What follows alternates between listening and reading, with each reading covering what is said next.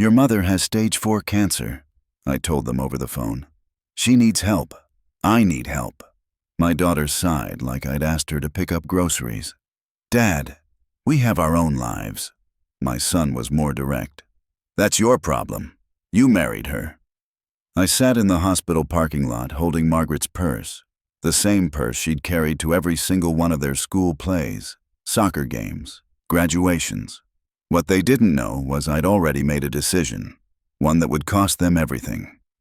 Before we continue, please subscribe to the channel and write in the comments what time it is where you are now. I'm 71 years old, built houses for 43 years before my knees gave out. Margaret and I raised 2 kids in a 3-bedroom ranch I framed myself. Paid for Jennifer's nursing school. Paid for David's business degree. Watched them move into houses twice the size of ours and thought we'd done something right.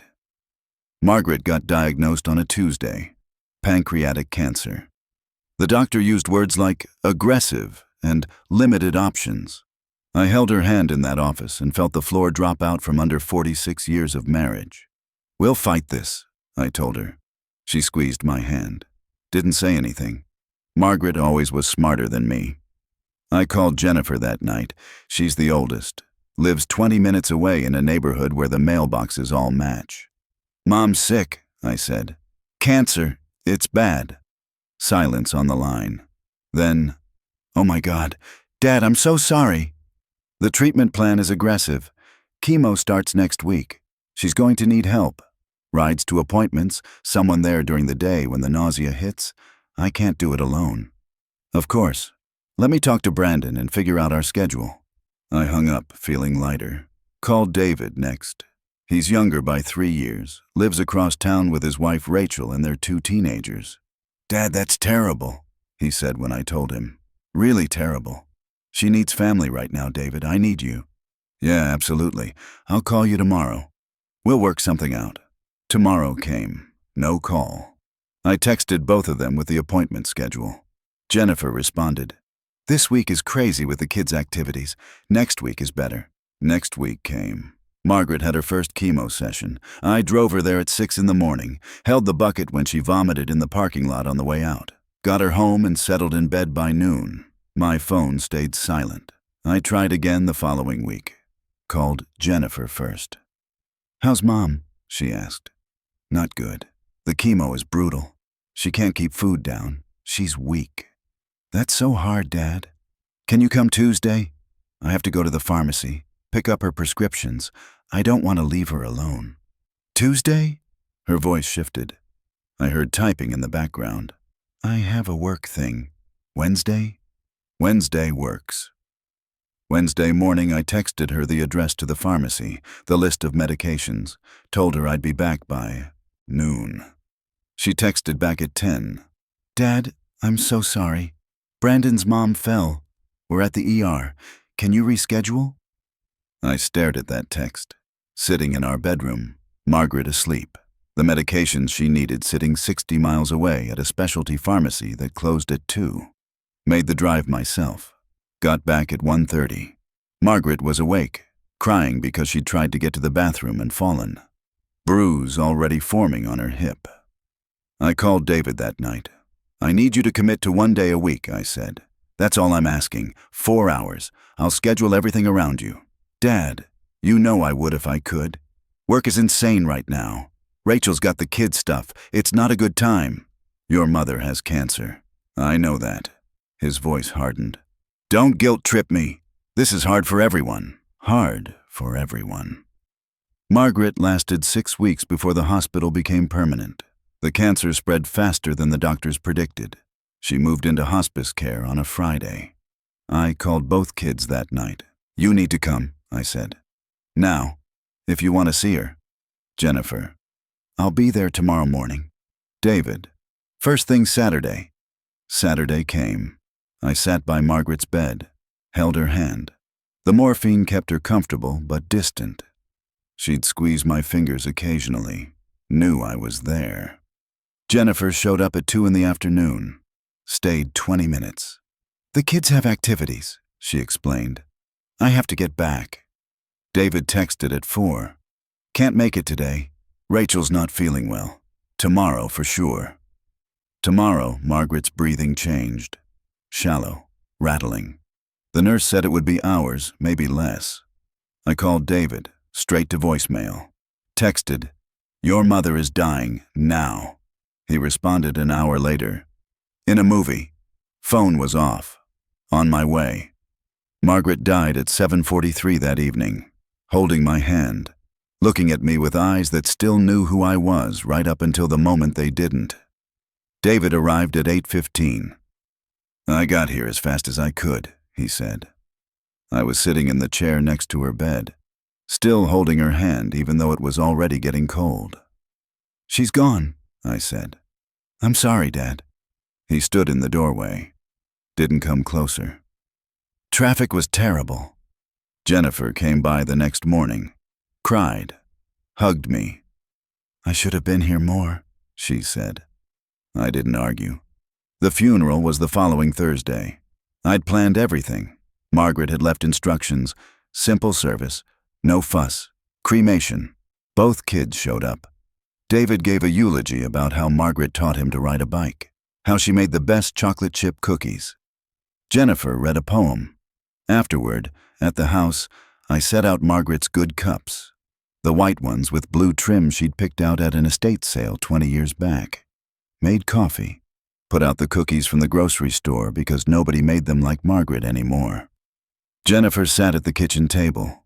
Same table where I'd helped her with algebra homework, where Margaret had addressed her wedding invitations. "Dad, we need to talk about next steps." "Next steps? For you. This house is too big for one person. Have you thought about assisted living?" I was standing at the counter, poured coffee carefully. Didn't spill. "I built this house." "I know, but maintaining it alone? At your age? There are really nice facilities. Brandon and I toured one last month. They have activities, medical staff on site." David joined in. "Dad, she's right. This place is going to be too much. What if you fall? What if something happens? Like what happened to your mother?" Silence. "Where were you?" I asked. Turned around, looked at both of them. "When she needed you, when I begged you for help, where were you?" Jennifer's face hardened. "Dad, we have lives, families, jobs. You can't expect us to drop everything." "I expected you to show up, once, for 4 hours." "That's not fair," David said. "We were dealing with our own stuff." "Your mother was dying. And that's terrible." Jennifer stood up, using her nurse voice, the calm, professional one. "But that was your responsibility. She was your wife. Your wife, not our mother. Your wife." "Get out," I said. "Dad, get out of my house." They left. Jennifer tried to hug me on the way out. I stepped back. The door closed. I heard their cars start, watched through the window as they drove away. Sat down at Margaret's chair, the one by the window where she used to read. Coffee getting cold in her good cup. I opened my laptop, started with the will. Margaret and I had made it together 15 years ago. Standard stuff. Everything split evenly between Jennifer and David. The house, the savings, the life insurance policy I'd kept paying on even after retirement. Pulled up the documents. Called Tom Henderson. He'd handled our real estate closings. Drafted the original will. Known us for 30 years. "Harold," he said, "I'm so sorry about Margaret. I need to change the will." "Of course. When would you like to come in?" "Tomorrow." Sat in his office the next morning. Wood paneling, diplomas on the wall, photos of his grandkids. "What changes are we making?" Tom asked. "Everything goes to charity." He set down his pen. "Everything?" "The house, savings, life insurance, all of it." "Harold, that's a significant decision. Have you discussed this with Jennifer and David?" "No." "I'd recommend Tom." I looked at him. Margaret died asking for her children. They didn't come. I called them begging for help. They said it was my problem, so I'm solving my problem. He was quiet for a moment, then picked up his pen. "Which charities?" "Pancreatic cancer research, hospice care facility where Margaret died, Split it evenly. Your estate is worth approximately $480,000. The house, savings, life insurance combined. You're certain? I'm certain. We spent 2 hours drafting the new will. Tom had me initial every page, sign in front of witnesses, made it ironclad. This will likely be contested, he said. Let them contest. They'll lose. Went home, made dinner, sat in Margaret's chair. My phone rang. Jennifer. Hey, Dad, just checking in. How are you doing? Fine. Listen, I talked to David. We think you should really consider that assisted living place. We could go tour it this weekend. Not interested. Dad, be reasonable. You can't maintain that house alone. I've maintained it for 43 years. That was when Mom was alive. There it was again. That distance. Mom. Not Margaret. Not our mother who just died. Just Mom. Past tense. I have to go, I said. Wait. There's something else. Brandon and I are having some financial issues. The mortgage company raised our rate and I hung up. She called back. I didn't answer. David texted an hour later. Dad, Jennifer said you hung up on her. That's not cool. She's trying to help. I didn't respond. Weeks passed. They'd call occasionally. I'd answer sometimes. Keep it brief. How are you? Fine. How are the kids? Good. Talk soon. Okay. They were waiting. I realized that. Waiting for me to need something. Waiting for me to get sick or fall or have some crisis that would prove they were right about assisted living. I disappointed them. Kept up the house. Mowed the lawn. Fixed the leaking faucet in the bathroom. Grocery shopping every Thursday. Doctor appointments every 3 months. Blood pressure good. Cholesterol good. Knees shot but manageable. Months became a year. Jennifer called on the anniversary of Margaret's death. I'm coming over, she said. We should be together today. She showed up at noon, brought flowers, store-bought. Margaret would have hated them. How are you, Dad? Fine. The house looks good. I keep it up. Listen. She sat down. Same chair as last time. Brandon and I are really struggling. The mortgage is killing us. We're looking at maybe selling the house. I didn't say anything. I know this is terrible timing, but we were wondering if you could help. Like a loan. We'd pay you back. How much? $30,000 would get us through the year. I'd given them $42,000 for the down payment on that house. 8 years ago. Wedding gift, Margaret called it. Investment in our daughter's future. No, I said. Dad, no. Her face changed. Something cold moved into it. You know, this is a big house for one person. Property taxes alone must be eating up your Social Security. I manage. But you could do more than manage. You could sell, move somewhere easier, have actual money to help your family when they need it. Like you helped me? That's not fair. We've been over this. You're right. We have. Answer is still no. She left angry. Didn't say goodbye. David called that night. Jennifer says you're being unreasonable. Jennifer says a lot of things. Dad, we're your family. When we need help, you should be there. For us. I almost laughed. Would have if there was anything funny about it. Like you were there for your mother? Jesus Christ, are you ever going to let that go? No. He hung up. They stopped calling after that. Months went by. Quiet. I worked in the garden. Margaret's roses needed constant attention. Read the books from her nightstand she never got to finish. Ate dinner at 5:30 like we always had. My neighbor Helen stopped by occasionally. She was 74. Husband died 6 years back. Brought me soup sometimes. We'd sit on the porch and talk about nothing important. You hear from your kids? She asked one evening. No. That's hard. It is what it is. She looked at me. My daughter calls every Sunday, but she lives in Oregon. Can't visit much. That's different. Is it? Maybe it wasn't. 1.5 years after Margaret died, I got the call from Tom. Harold, I need you to come in. Something wrong with the will? No, something else. Sat in his office 2 days later. Same chair, same diplomas. I got a call from Jennifer, Tom said. She wanted to know about your estate planning. What did you tell her? That I couldn't discuss client matters. But Harold, she's asking questions. She knows you changed something. How? She filed a request with the county. Wills aren't sealed until after death, but modifications are recorded.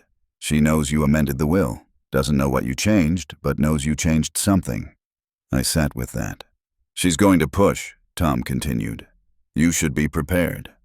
For what? Legal challenge. Competency evaluation.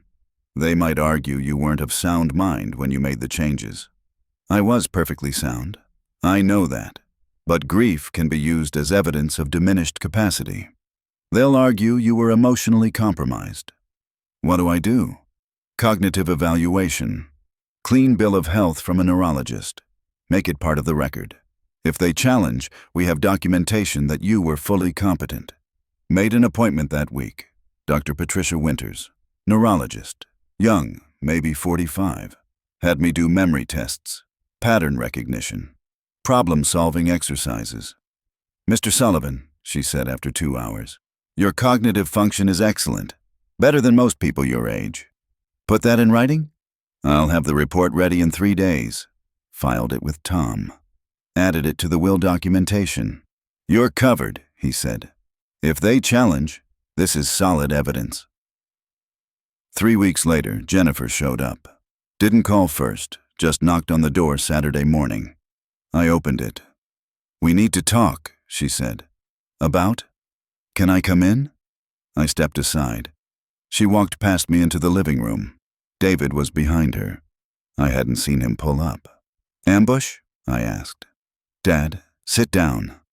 Jennifer used her nurse voice. I'll stand. David closed the door. We know you changed your will. That's my business. It's our business too, Jennifer said. We're your children. We have a right to know. You have a right to nothing. Dad. David moved closer. We're worried about you. You're alone. You're making decisions that don't make sense. My decisions make perfect sense. Do they? Jennifer pulled out her phone. You changed your will 6 weeks after Mom died. You were grieving, not thinking clearly. I was thinking perfectly clearly. Were you? She showed me the phone. Article pulled up. Something about grief and decision-making. Studies show that major decisions made within a year of losing a spouse are often regretted. I don't regret anything. You're angry at us, David said. We get that. But cutting us out of your will? That's extreme. I didn't confirm, didn't deny. Dad, this is fixable, Jennifer continued. You can change it back. We'll forget this happened. And if I don't, then we'll have to pursue other options, such as competency evaluation, conservatorship if necessary. There it was, the threat I'd been waiting for. Try it, I said. Dad, try it. I've got a cognitive evaluation from 3 weeks ago. Perfect score. Neurologist confirmed I'm sound mind and body. Tom Henderson has it all documented. Jennifer's face went still. You knew we'd find out. I counted on it. Why? David's voice cracked. Why are you doing this? Your mother begged for you, called your names in her sleep, asked me every morning if you were coming. I lied to her, told her you'd be there soon. Traffic was bad, work was busy. You'd come tomorrow. Dad, tomorrow never came. She died waiting for her children. I'm not waiting for mine. So you're punishing us. Jennifer's voice turned cold, holding money over our heads. I'm not holding anything. I'm giving it away. Cancer research, hospice care, people who were actually there when it mattered. You're insane, David said. No, I'm done. They left. Jennifer slammed the door hard enough to rattle the frame. I sat in Margaret's chair, hands steady. That surprised me. 3 days later, the Facebook post went up. I don't use Facebook, but Helen showed me on her phone Tuesday morning. Jennifer had written 8 paragraphs. How I'd emotionally abandoned her after Margaret's death. How I'd refused to seek help for my obvious depression and cognitive decline. How I'd alienated my entire family with paranoid accusations and financial manipulation. 216 likes. 94 comments. Most were supportive. So sorry you're going through this. Prayers for your dad.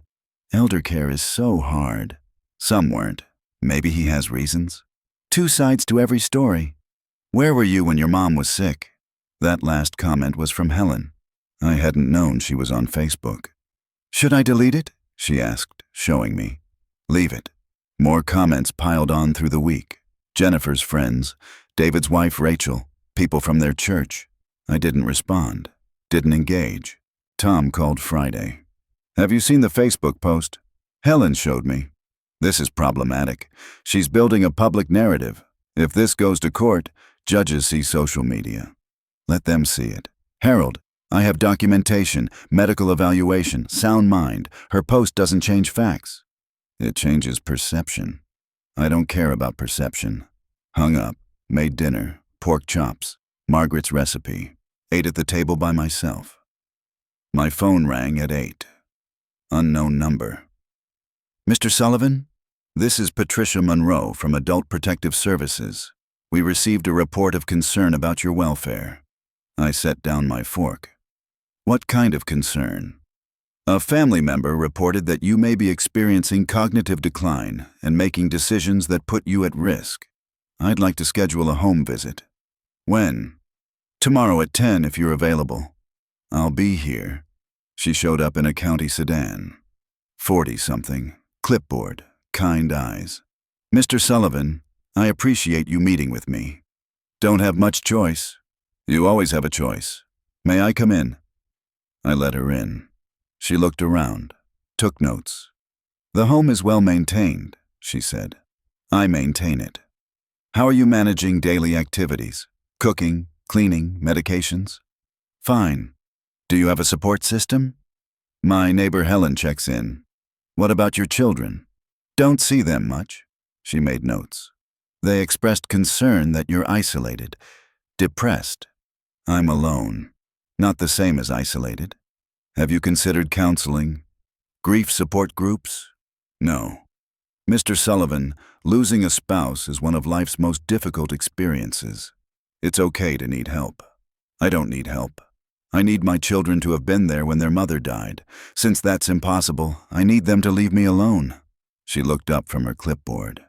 Can you tell me about the will? It's my will. My money. My decision.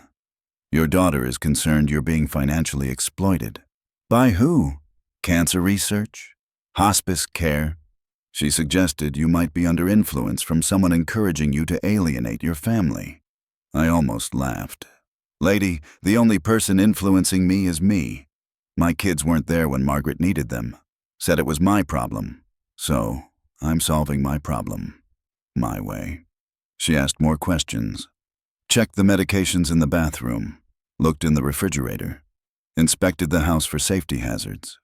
Mr. Sullivan, I'm going to recommend this case be closed. You're clearly capable of self-care. Your home is safe. You demonstrate sound judgment. Jennifer won't like that.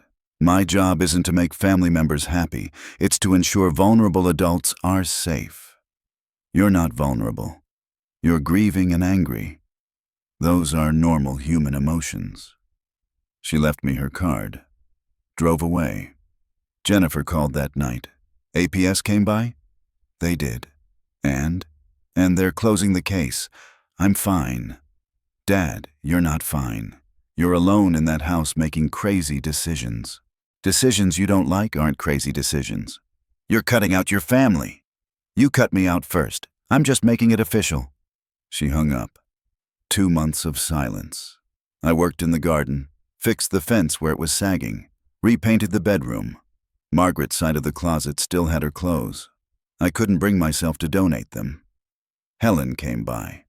Jennifer posted again. What now? She showed me. Another long post, this one about elder abuse, how I was clearly being manipulated, and family members had a responsibility to intervene. She's setting up for a legal fight, Helen said. Let her fight. Harold, she's turning people against you. I don't care about those people. You should. Small town. People talk. She was right. I noticed it at the grocery store. Familiar faces that didn't meet my eyes. Checkout girl who used to chat suddenly professional and distant. But Helen still brought soup. Tom still took my calls. Dr. Winters's evaluation still said cognitively sound. Facts mattered more than Facebook posts. Spring became summer. Year anniversary of Margaret's death came and went. I spent it alone. Preferred it that way. My 72nd birthday was in August. No calls, no cards. Fine. Then September brought the letter. Official, legal letterhead. Jennifer and David had filed a petition for conservatorship, claiming I was unable to manage my affairs due to diminished mental capacity and vulnerability to exploitation. Court date set for October 15th. I called Tom. I was expecting this, he said. Can they win? Not with your documentation, but we need to be prepared. They'll bring witnesses, friends who'll testify you're isolated, depressed. They'll argue the will change was made during grief-induced impairment. I have the cognitive evaluation, which was done a year after Margaret died. They'll argue you declined since then. We need a current evaluation. Made another appointment with Dr. Winters. Same tests, same results. Mr. Sullivan, your scores actually improved slightly. Your cognitive function remains excellent. Letter for the court? I'll have it ready tomorrow. Tom prepared our case. Documentation of every interaction. The texts where I'd begged for help. The calls that went unreturned. Jennifer's own words. That's your problem. We're not just defending your competency, Tom said. We're showing motive. Why you made this choice. Courts respect that. October 15th came. County Courthouse. Small room. Judge Barbara Patterson presiding. She was 60-something. No-nonsense face. Jennifer and David sat across from me with their lawyer. Young guy. Expensive suit. Not local. This is a petition for conservatorship. Judge Patterson began.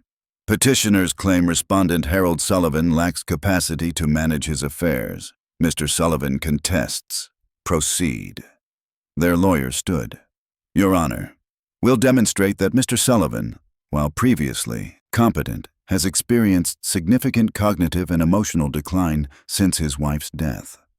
This decline led to impulsive decisions, specifically disinheriting his children, that he would not have made while of sound mind. He called Jennifer first. Ms. Brennan, describe your father's behavior since your mother's death. He's completely isolated himself, Jennifer said. Won't accept help. Won't consider assisted living. He's angry all the time. Not himself. Has he made any unusual financial decisions? He changed his will without telling us. Cut us out completely. Left everything to charities he'd never mentioned before. In your professional opinion as a nurse, did this concern you? Absolutely. Sudden major decisions after losing a spouse are often signs of diminished capacity. Thank you. Tom stood. Ms. Brennan, you mentioned your father is isolated. How often do you visit him? As often as I can. It's difficult with work and the kids. How often is that? A few times a month. Your father's phone records show you called him twice in the last 6 months. Both calls lasted under 5 minutes. Is that accurate? Jennifer's face tightened. I text more than I call. Phone records show 8 text messages in 6 months. Does that sound like frequent contact? I've been busy. Too busy to visit your father? Your Honor, their lawyer interrupted. Relevance? I'm establishing the petitioner's involvement in her father's life, Tom said. Or lack thereof. I'll allow it, Judge Patterson said. Tom continued. Ms. Brennan, let's discuss your mother's illness. She was diagnosed with pancreatic cancer in February 2021, correct? Yes. Your father asked for your help, correct? He mentioned she needed care. He asked you to help with transportation to medical appointments, correct? I had work. He asked you to stay with her while he handled errands, correct? I tried when I could. How many times did you help during her 4 months of treatment? Silence. Ms. Brennan, I don't remember exactly. Your father's records show he called you 23 times requesting help. You helped twice. Is that accurate? I had responsibilities. More important than your dying mother? Objection. Their lawyer stood. Withdrawn, Tom said. No further questions. David testified next. Same story. They were concerned. I was isolated. The will change was alarming. Tom tore him apart too. The texts I'd sent begging for help. The calls that went to voicemail. The funeral they almost missed. Mr. Sullivan, you gave a eulogy at your mother's funeral. Is that correct? Yes. What did you say about your mother? That she was a great mom, taught me important things. Did you mention being with her during her illness? I talked about memories. You couldn't mention being there during her illness because you weren't there. Is that correct? That's not fair. Answer the question. I visited. How many times? I don't remember. Your father remembers.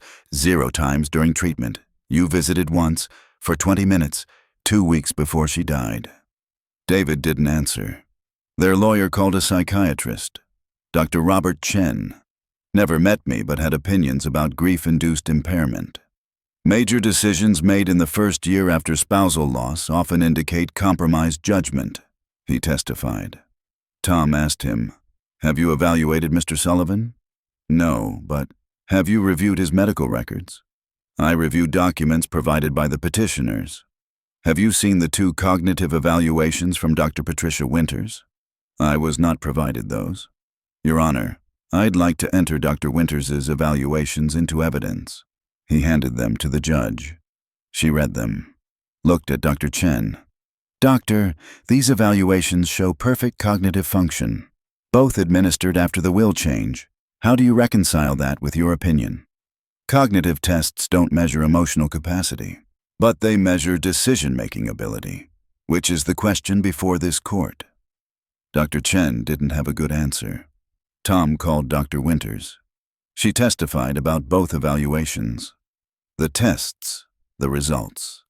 In your professional opinion, was Mr. Sullivan capable of making informed decisions about his estate? Absolutely. His cognitive function is excellent. Could grief have impaired his judgment? Grief affects emotion, not cognition. Mr. Sullivan understood exactly what he was doing and why. Tom called me last.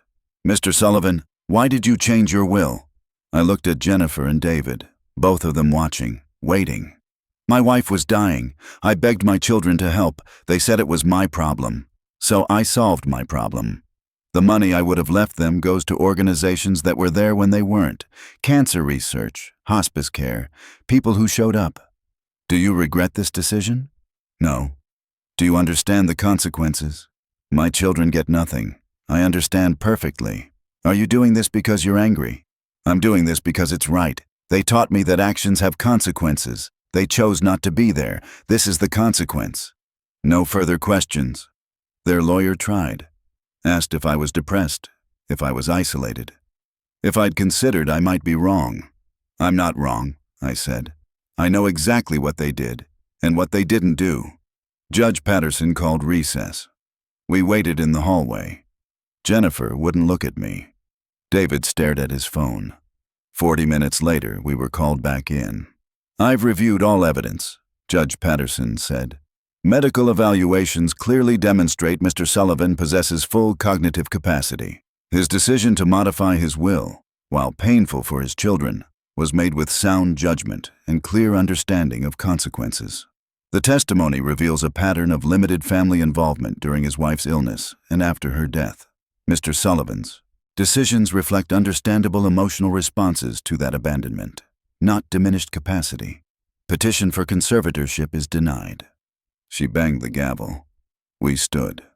Tom shook my hand. It's over. Jennifer stopped me at the door. Dad, please. We can fix this. There's nothing to fix. You're really going to die alone? Cut us out forever?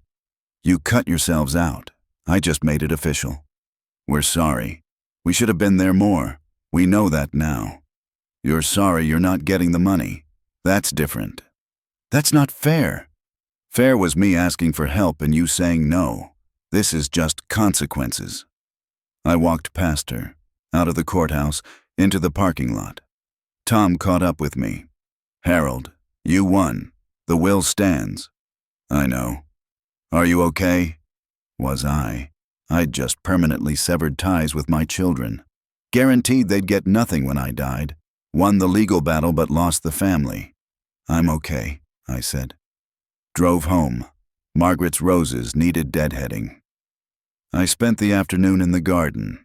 Same garden where Jennifer learned to ride a bike, where David caught fireflies in jars. That was a long time ago. Helen came by that evening. Brought soup. We sat on the porch. Heard you won, she said. News travels fast. Small town. So what now?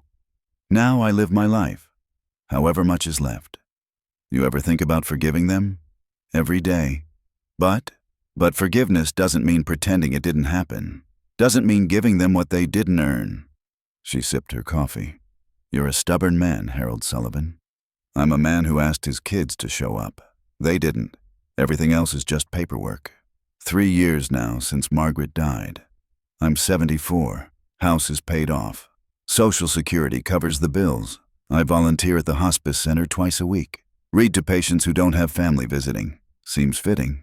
Jennifer tried calling once more, 6 months after the court case. I let it ring. David sent a card last Christmas. Didn't open it. Helen still brings soup. Tom still handles my legal affairs. The will is filed, updated yearly, notarized, ironclad. Sometimes I sit in Margaret's chair and wonder if I'm being cruel, if I should forgive and forget like people say you're supposed to. Then I remember her calling for them, asking if they were coming. The hope in her eyes when the phone rang and the disappointment when it wasn't them. I'm not being cruel. I'm being honest. They made their choice when it mattered. This is mine. The money will go where it should have gone all along, to people who show up, who care, who were there. And when I die, could be next year, could be 10 years from now, I'll go knowing Margaret would understand. She always was smarter than me. If you like this story, please like it, subscribe to the channel, and share your impressions in the comments. To listen to more stories, click on the window on the right. Thank you for being with us.